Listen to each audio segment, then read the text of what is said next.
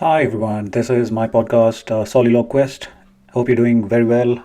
It's pretty chilly and wintry out here, and I'm continuing my journey. I finished another book.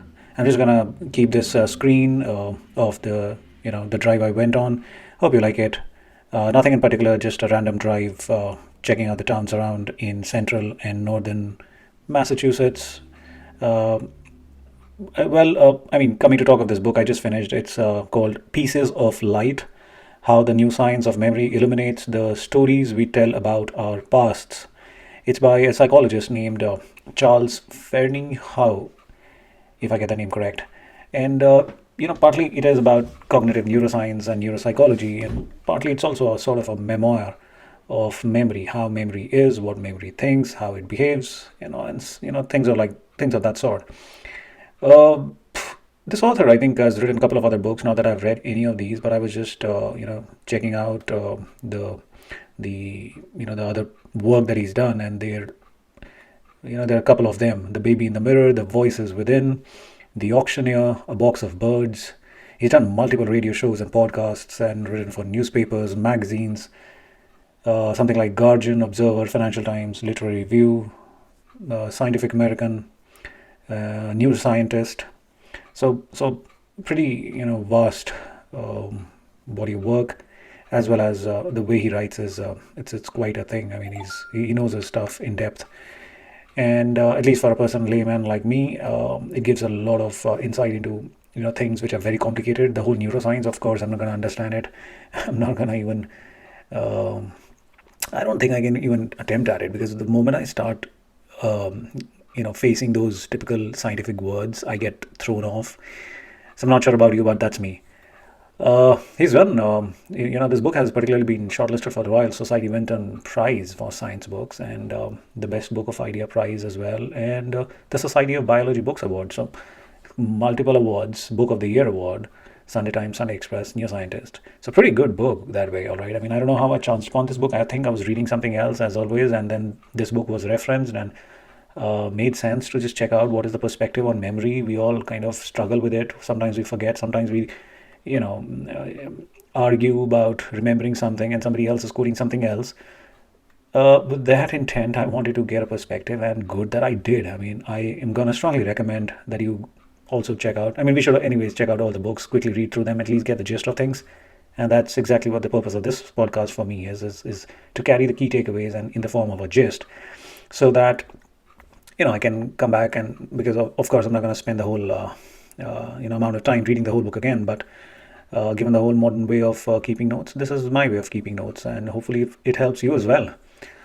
uh, what this book talks about is, as I said, memory and its memoir, the way memory is, what it is about, what are its facets, like physiological, psychological, and that's how he dives into this whole book, presenting it in a way where it could be used for students pursuing the particular subject, or even laymen like us to get an idea and understand human brain a little better. So, from that perspective, he talks about memory to be, reliant not only on language but also storytelling, and that is a very important thing. That our memories, despite the whole cutting edge research going on into the whole navigation of our brain and the neurons and the space that is there in our brain, the memory manipulation, how our memory tricks us or serves us. He shares a lot of historical milestones in the way humans have, over the years and centuries, developed an understanding of the brain and its working. And it's quite amazing. From where we began, we were so rudimentary. I mean, of course, centuries from now, we would look back and say we were so rudimentary again. But as of now, where we are, where we were was very rudimentary, very elementary, very crude way of understanding the brain. But in the recent years, with all those fMRI and brain mapping and all that, I think we've made a lot of breakthroughs, and also a lot of scientific cases. I mean, this I read in some other book as well, and it was referenced in this book as well. This is the most stunning case of this Vermont railman who had an accident whereby some metal pierced through his face and across his skull, and still he survived and managed to live, not only live but work. But there was stark changes in his personalities. The name is Phineas Gage, if anybody wants to, and I went and checked it on online. there is just in a lot of reference to this particular case, and you would find enough material. It's very interesting. You should go and check it out for sure. So that's how our journey has been. The scientists have been diligently working to understand the brain by collecting real life cases. It's been a very slow and glacial pace of our progress in understanding the brain per se, because it's so complicated. By collecting the cases from all over, the scientists have been mapping each and every detail to reach where we are today, to reach the understanding of how the brain and the neurons and the different parts of our brain, the hippocampus, the what all the amygdala, the prefrontal cortex, and I don't know what all those complicated words are, the reptilian brain and the neocortex. They've been able to map it with this slow progress, but a steady one and a very, very diligent one. And I think that has helped in revealing the most stunning aspects of memories. For instance, the author mentions, and this is the one which is amazing. I used to actually think that when we, like some people who are really blessed with memory, they actually remember something just like a video camera would record a video. But that's not really the case. Our brains do not really kind of record bits and bytes and megabytes of data in the mental archive in the same form as it was seen. But in fact, it reduces life to fragments, and kind of encodes them in its own understanding, in its own terminology, which is then regurgitated or reproduced and recollected to serve the larger purpose of life, which is probably survival and progression. And the way it works is it pulls that gist, that idea, that learning, that experience from the mental archive, and then reconstructs it from its very fragments and constituents of that moment, and then produce the moot point, if you may. So basically what the author says is that we actually add context and perspective to our experiences, and then reproduce them to use them in the current context.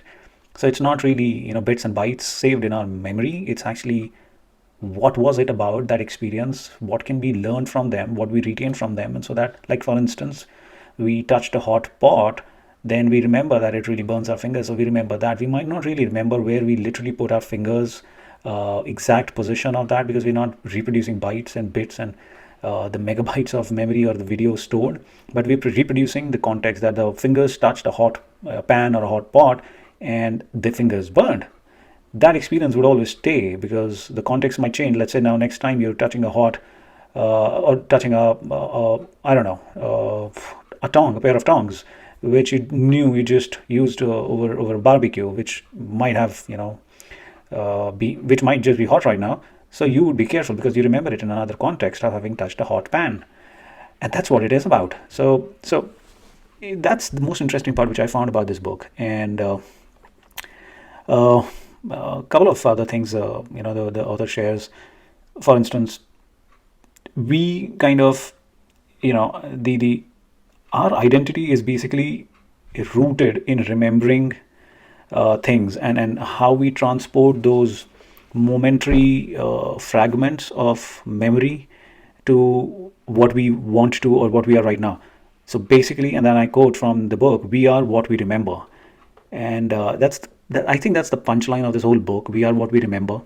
And that is so true because our everyday experience depends on what we remember. For instance, we got to take a wider turn, or we need to take a narrower turn. We remember this from our past experiences when we would have done something that would have stayed with us. Let's say we took a wider turn and then it did not work out because we went into the other lane and it was a little scary. So you would always remember that. Or millions of things like that. So we are what we remember is the punchline of this book that I just kind of one thing that has to be remembered from this book, and that's what it is.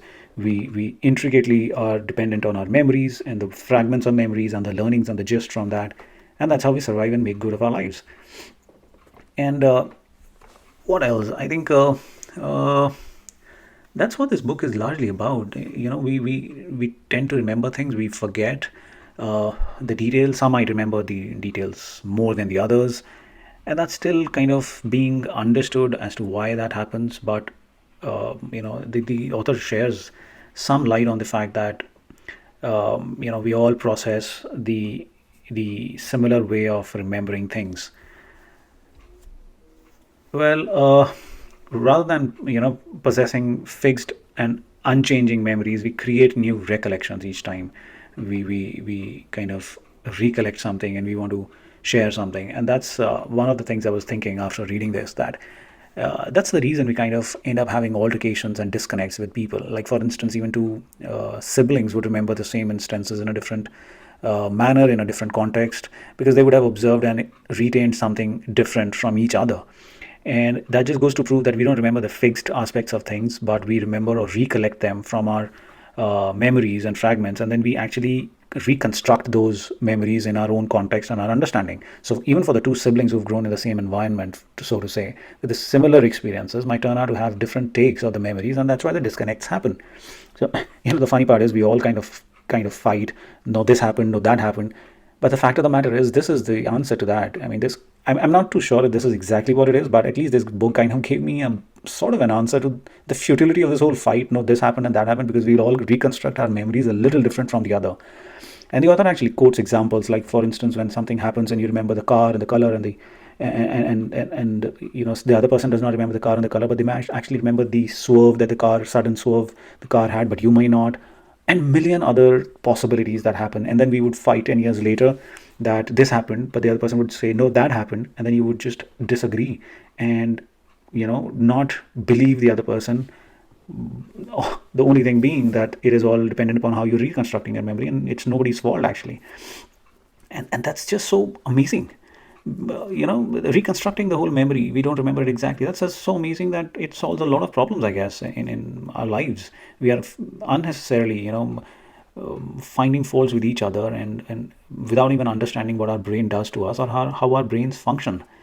Um, well, and that's what the author says, that remembering something is basically a narrative of imagination. You are imagining some things, and partly it's different for different people. So memory is a complex scenario, is a complex thing, and it's a complex function of cognitive and neurological abilities of our brains.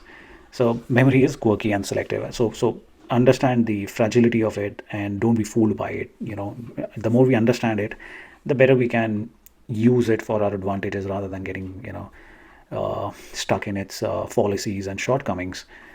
So net memory concerns itself not with the surface, but with not with the surface details, but with the substance. And I quote that from the book. That's what we need to remember. It's the gist, it's the substance, it's the context that we remember, and we rewrite our pasts unknowingly, in a way. So in fact, there's another thing that the author interestingly points out, that when we recollect a memory in the next, let's say today we are remembering something about the past for today's experience, going forward, let's say 5 years from now, we will remember today's instance and the usage of the instance we recollected today, and we reconstructed it today and apply it, and that would reform our memory of that 5 years ago as well. So 4 or 5 years from now, even today's memory and the last memory both would have a different context and a different meaning. And the details, as I said, the brain does not really remember exact details to recollect. But that's about the book. I think the author shares a lot of anecdotes from his life and a lot of instances, how we think, how we remember, how we navigate our lives. For instance, how we navigate through the maps of a city. We remember things. Sometimes we don't. We remember the gist of it, that I know that shop is on that side, but you do not exactly remember the whole route. That's again not knowing the exact detail, but knowing the substance and the context, as we discussed. He shares the instances of cases where there have been brain damage, where there have been traumatic memories, intense emotions. There's sense of smell, there's sense of feel, and understanding music, or so many things that we kind of remember or understand and develop a context around. So we all take it differently. Somebody might remember the same notes of a song in a different manner, and then have a different experience to that. Well, that's all that this book is about. I think that's all, at least, I took away from this book, and those are my thoughts and initial reactions to this particular book. Hope you'll find this book, read it, and hope you liked it. Like the fact that I was able to share this book, the thoughts. Let me know what your reactions are. I'd be more than happy to engage with you on that, and hope you enjoyed this drive as well. With that, I think that's a wrap for today, and I'll be back with more whatever I cover and read, and would be able to share further with you. Enjoy, have a good time, and please like, share, and subscribe. Until next time, have a good one.